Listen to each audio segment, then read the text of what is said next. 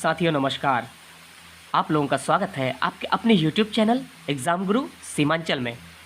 साथियों आज हम आप लोगों के लिए लाए हैं सीटेट 2019 में पूछे गए प्रश्नों से बाल विकास और शिक्षा शास्त्र के खंड से 30 प्रश्नोत्तर का सेट। इस सेट को आप अपने स्तर से हल कीजिए और कमेंट सेक्शन में बताइए आपने कितने प्रश्नों के सही उत्तर दिए हैं। ये सेट बना लेने के बाद आपको सीटेट के विषय में, सीटेट के पैटर्न के विषय में काफ़ी कुछ जानकारी मिलने वाली है। तो वीडियो में बने रहें और वीडियो को लाइक शेयर करना ना भूलें। तो शुरू करते हैं दोस्तों। पहला प्रश्न है, निम्नलिखित में से कौन सी प्रथाएं सार्थक अधिगम को बढ़ावा देती हैं? प्रश्न एक, निम्नलिखित में से कौन सी प्रथाएं सार्थक अधिगम को बढ़ावा देती हैं? उत्तर संख्या 1 शारीरिक दंड, 2 सहयोगात्मक अधिगम पर्यावरण, 3 सतत एवं समग्र मूल्यांकन, 4 निरंतर तुलनात्मक मूल्यांकन। कूट संख्या 1, 2, 3 और 4 सही है। कूट संख्या 2, 1, 2 सही है। कूट संख्या 3, 2 और 3 सही है। कूट संख्या 4, 1, 2 और 3 सही है। प्रश्न संख्या 1 का जो सही उत्तर है वो है कूट संख्या 3, यानी 2 और 3 दोनों उत्तर सही हैं। बढ़ते हैं दोस्तों प्रश्न संख्या 2 की ओर। वीडियो में बने रहिएगा और लाइक और शेयर करना ना भूलिएगा। शिक्षक बच्चों की जटिल अवधारणाओं की समझ को किस प्रकार सहज कर सकते हैं? ऑप्शन 1 अन्वेषण एवं परिचर्चा के लिए अवसर उपलब्ध करके, ऑप्शन 2 व्याख्यान दे करके, ऑप्शन 3 प्रतियोगितात्मक अवसरों की व्यवस्था करके, ऑप्शन 4 बार बार यांत्रिक अभ्यास के द्वारा। इस प्रश्न का सही उत्तर है ऑप्शन 1 अन्वेषण एवं परिचर्चा के लिए अवसर उपलब्ध करके। बढ़ते हैं प्रश्न संख्या 3 की ओर। प्रश्न संख्या 3, एक प्राथमिक विद्यालय की अध्यापिका बच्चों को एक प्रभावशाली समस्या समाधानकर्ता बनने के लिए किस प्रकार से प्रोत्साहित कर सकती है? फिर से दोहराते हैं दोस्तों। प्रश्न संख्या 3, एक प्राथमिक विद्यालय की अध्यापिका बच्चों को एक प्रभावशाली समस्या समाधानकर्ता बनने के लिए किस प्रकार से प्रोत्साहित कर सकती है? आपके उत्तर है ऑप्शन 1 बच्चों को सहजानुभूत अनुमान लगाने के लिए प्रोत्साहित करके तथा उसी पर आधारित विचार मंथन करके, ऑप्शन संख्या 2 प्रत्येक छोटे कार्य के लिए भौतिक पुरस्कार देकर, 3 केवल प्रक्रियात्मक ज्ञान पर बल महत्व देकर, 4 गलत उत्तरों को अस्वीकार करके एवं दंडित करके। तो दोस्तों इस प्रश्न का जो सही उत्तर है वो है ऑप्शन संख्या 1 बच्चों को सहजानुभूत अनुमान लगाने के लिए प्रोत्साहित करके तथा उसी पर आधारित विचार मंथन करके। बढ़ते हैं दोस्तों प्रश्न संख्या 4 की ओर। प्रश्न संख्या 4, निम्नलिखित में से कौन सा द्वितीयक सामाजिकरण एजेंसी का उदाहरण है? आपके ऑप्शन है 1 मीडिया एवं पास पड़ोस, 2 परिवार एवं पास पड़ोस, 3 परिवार एवं मीडिया, 4 विद्यालय एवं मीडिया। निम्नलिखित में से कौन सा द्वितीयक सामाजिकरण एजेंसी का उदाहरण है? इसके सही जवाब है ऑप्शन संख्या 4 विद्यालय एवं मीडिया। बढ़ते हैं दोस्तों प्रश्न संख्या 5 की ओर। प्रश्न संख्या 5, निम्नांकित अवधि में से किन में शारीरिक वृद्धि एवं विकास तीव्र गति से घटित होता है? आपके ऑप्शन है 1 किशोरावस्था एवं वयस्कता, 2 शैशवावस्था एवं प्रारंभिक बाल्यावस्था, 3 प्राथमिक बाल्यावस्था एवं मध्य बाल्यावस्था, 4 मध्य बाल्यावस्था एवं किशोरावस्था। प्रश्न संख्या 5 का सही जो उत्तर है वो है उत्तर संख्या 2 शैशवावस्था एवं प्रारंभिक बाल्यावस्था। बढ़ते हैं दोस्तों 6 की ओर। प्रश्न संख्या 6, निम्नलिखित में से कौन सा विकास का सिद्धांत नहीं है? 1 विकास सार्वभौमिक है तथा सांस्कृतिक संदर्भ इसे प्रभावित नहीं करते, 2 विकास जीवन पर्यंत होता है, 3 विकास परिवर्तीय होता है, 4 विकास आनुवांशिकता एवं पर्यावरण दोनों के द्वारा प्रभावित होता है। प्रश्न संख्या 6 का जो सही जवाब है वो है 1 विकास सार्वभौमिक है तथा सांस्कृतिक संदर्भ इसे प्रभावित नहीं करते। बढ़ते हैं दोस्तों प्रश्न संख्या 7 की ओर। प्रश्न संख्या 7, व्यक्तिक विभिन्नताओं का प्राथमिक कारण क्या है? ऑप्शन 1 आनुवांशिकता एवं पर्यावरण के बीच जटिल पारस्परिक क्रिया, ऑप्शन 2 लोगों के द्वारा माता पिता से प्राप्त आनुवांशिक संकेत पद्धति कोड, ऑप्शन 3 जन्मजात विशेषताएं, ऑप्शन 4 पर्यावरणीय प्रभाव। प्रश्न संख्या 7 का जो सही जवाब है वो है ऑप्शन नंबर 1 आनुवांशिकता एवं पर्यावरण के बीच जटिल पारस्परिक क्रिया। बढ़ते हैं दोस्तों प्रश्न संख्या 8 की ओर। प्रश्न संख्या 8 कहता है बच्चों में जेंडर रूढ़िवादिता एवं जेंडर भूमिका अनुरूपता को कम करने के लिए निम्नांकित में से कौन सी पद्धति प्रभावशाली है? प्रश्न संख्या 8 के जो सही जवाब है वो है 8 के ऑप्शन है 1 जेंडर पृथक बैठने की व्यवस्था करना, 2 जेंडर पक्षपात के बारे में परिचर्चा, 3 जेंडर विशिष्ट भूमिकाओं को महत्व देना, 4 जेंडर पृथक खेल समूह बनाना। दोस्तों 8 का सही जवाब है ऑप्शन संख्या 2 जेंडर पक्षपात के बारे में परिचर्चा करना। हमारा अगला प्रश्न है, निम्नलिखित में से किस मनोवैज्ञानिक ने बच्चों को ज्ञान के सक्रिय जिज्ञासु के रूप में देखते हुए उनके चिंतन पर सामाजिक एवं सांस्कृतिक विषय वस्तुओं के प्रभाव को महत्व दिया? ऑप्शन है 1 Lawrence Kohlberg, 2 John B Watson, 3 Lev Vygotsky, 4 Jean पियाजे। 9 का सही जवाब है दोस्तों ऑप्शन 3 लेव वायोगोस्टकी। बढ़ते हैं दोस्तों हमारे अगले प्रश्न की ओर। प्रश्न संख्या 10, भाषा के अर्जन एवं विकास के लिए सर्वाधिक संवेदनशील अवधि कौन सी है? 10 का ऑप्शन है 1 किशोरावस्था, 2 जन्म पूर्व अवधि, 3 प्रारंभिक बाल्यावस्था, 4 मध्य बाल्यावस्था। प्रश्न संख्या 10 का जो सही उत्तर है वो है ऑप्शन संख्या 3 प्रारंभिक बाल्यावस्था। बढ़ते हैं दोस्तों अगले प्रश्न की ओर। निम्नलिखित में से कौन सी लॉरेंस कोलबर्ग के द्वारा प्रस्तावित नैतिक विकास की एक अवस्था है? ऑप्शन 1 उद्योग बनाम अधीनता अवस्था, 2 प्रसुप्ति अवस्था, 3 सामाजिक अनुबंध अभिविन्यास, 4 मूर्त संक्रियात्मक अवस्था। 11 का सही जवाब है दोस्तों ऑप्शन 3 सामाजिक अनुबंध अभिविन्यास। बढ़ते हैं दोस्तों हमारे अगले प्रश्न की ओर। प्रश्न संख्या 12, कक्षा में परिचर्चा के दौरान एक शिक्षक प्रायः लड़कियों की तुलना में लड़कों पर अधिक ध्यान देता है, यह किसका उदाहरण है? आपके ऑप्शन है 1 जेंडर समरूपता, 2 जेंडर पक्षपात, 3 जेंडर पहचान, 4 जेंडर संबद्धता। प्रश्न संख्या 12 का जो सही जवाब है दोस्तों वो है ऑप्शन 2 जेंडर पक्षपात। बढ़ते हैं दोस्तों हमारे अगले प्रश्न की ओर। प्रश्न संख्या 13, बच्चों के संज्ञानात्मक विकास के संदर्भ में निम्नलिखित में से कौन सी पियाजे की संरचना है?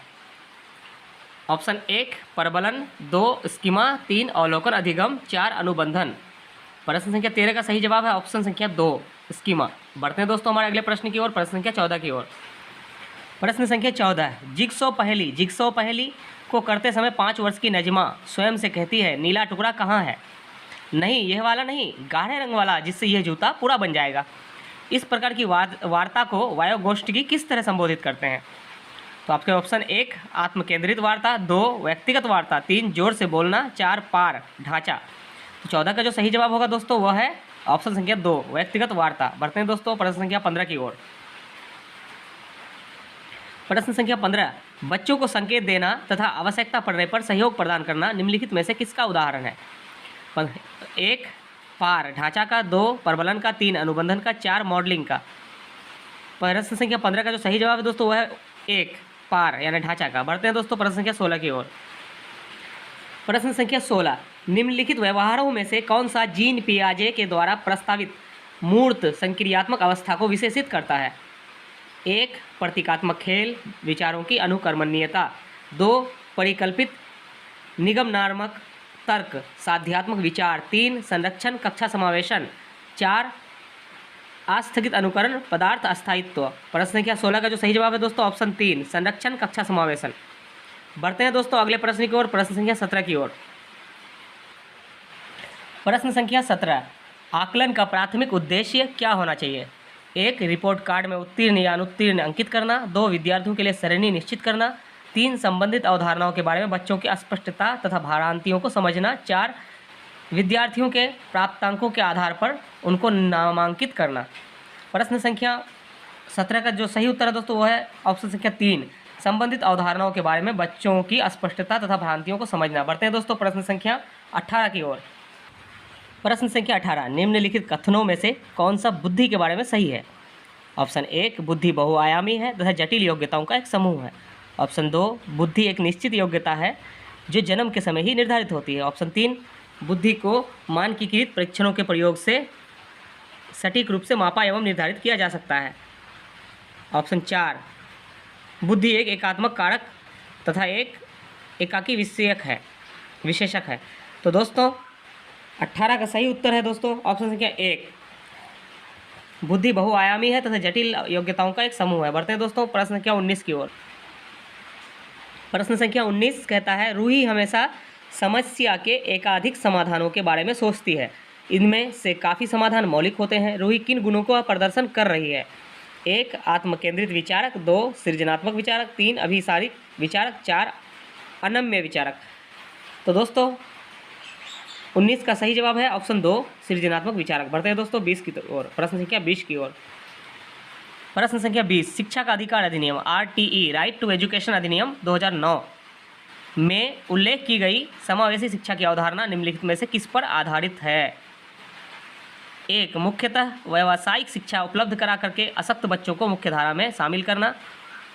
2 व्यवहारवादी सिद्धांत। 3 अशक्त बच्चों के प्रति एक सहानुभूतिक अभिवृत्ति। 4 अधिकार आधारित मानवतावादी परिप्रेक्ष्य। तो दोस्तों 20 का सही उत्तर है ऑप्शन संख्या 4 अधिकार आधारित मानवतावादी परिप्रेक्ष्य। बढ़ते हैं दोस्तों प्रश्न संख्या 21 की ओर। शिक्षण अधिगम प्रक्रिया में वंचित समूह से संबंधित विद्यार्थियों के द्वारा सहभागिता कम होने की स्थिति में एक शिक्षक को क्या करना चाहिए? प्रश्न संख्या 21 कहता है शिक्षण अधिगम प्रक्रिया में वंचित समूह से संबंधित विद्यार्थियों के द्वारा सहभागिता कम होने की स्थिति में एक शिक्षक को क्या करना चाहिए? तो 21 का जो सही ऑप्शन है दोस्तों वो है 1 अपनी शिक्षण पद्धति पर विचार करना चाहिए तथा बच्चों की सहभागिता में सुधार करने के लिए नए तरीके ढूंढने चाहिए। ऑप्शन 2 बच्चों को विद्यालय छोड़ने के लिए कहना चाहिए। ऑप्शन 3 इस स्थिति को जैसी है स्वीकार कर लेना चाहिए। ऑप्शन 4 इन विद्यार्थियों से अपनी अपेक्षाओं को कम करना चाहिए।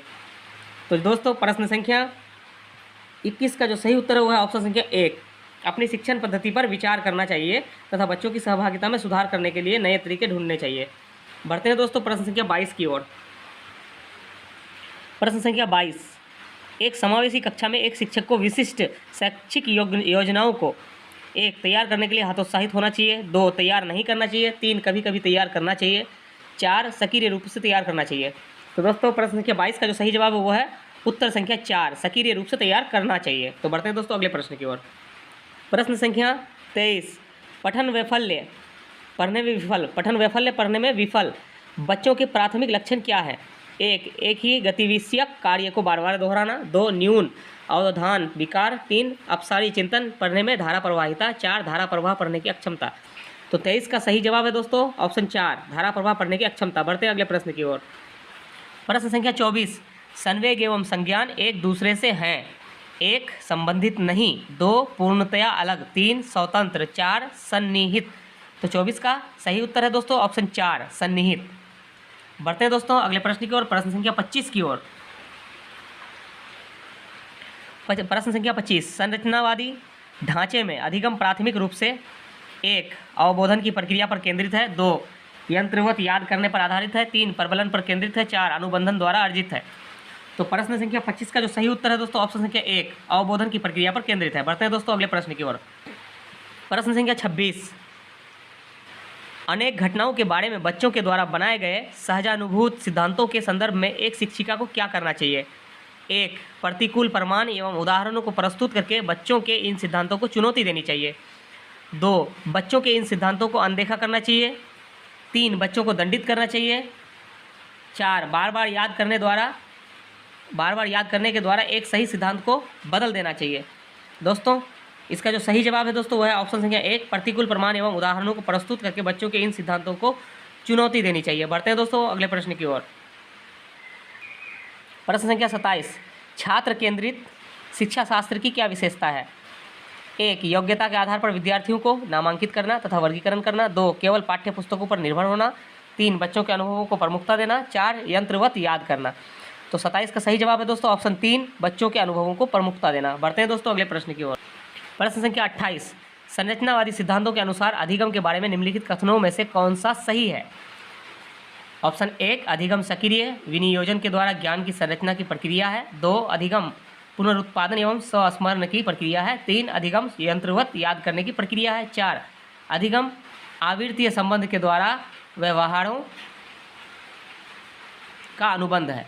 तो दोस्तों इस प्रश्न का जो प्रश्न संख्या 28 का सही जवाब है दोस्तों ऑप्शन 1 अधिगम सक्रिय विनियोजन के द्वारा ज्ञान की संरचना की प्रक्रिया है। बढ़ते हैं दोस्तों अगले प्रश्न की ओर। प्रश्न संख्या 29 विद्यार्थियों को स्पष्ट उदाहरण एवं गैर उदाहरण देने के क्या परिणाम है? 1 यह अवधारणात्मक समझ के बजाय कार्यविधि प्रक्रियात्मक ज्ञान पर ध्यान केंद्रित करता है। 2 अवधारणात्मक परिवर्तनों को प्रोत्साहित करने के लिए यह एक प्रभावशाली तरीका है। 3 यह विद्यार्थियों के दिमाग में भ्रांतियां उत्पन्न करता है। 4 यह अवधारणाओं की समझ में अभाव पैदा करता है। तो 29 का सही जवाब है दोस्तों ऑप्शन 2 अवधारणात्मक परिवर्तनों को प्रोत्साहित करने के लिए यह एक प्रभावशाली तरीका है। बढ़ते हैं दोस्तों हमारे अगले एवं अंतिम प्रश्न की ओर।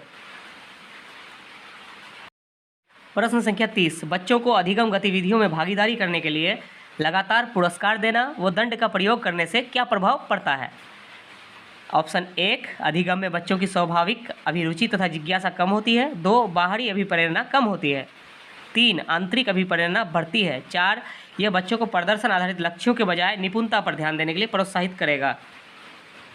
तो दोस्तों प्रश्न संख्या 30 का जो सही उत्तर है वो है ऑप्शन संख्या 4। यह बच्चों को प्रदर्शन आधारित लक्ष्यों के बजाय निपुणता पर ध्यान देने के लिए प्रोत्साहित करेगा। तो दोस्तों अगर आपको हमारा वीडियो पसंद आया है तो वीडियो को लाइक और शेयर करें, और जितने भी व्यूअर्स हमारे नए हैं वो वीडियो को सब्सक्राइब कर लें और बेल आइकन को दबाना ना भूलें, ताकि हमारे अगले नोटिफिकेशंस आप लोगों को मिलते रहें। फिर मिलते हैं दोस्तों किसी अगले वीडियो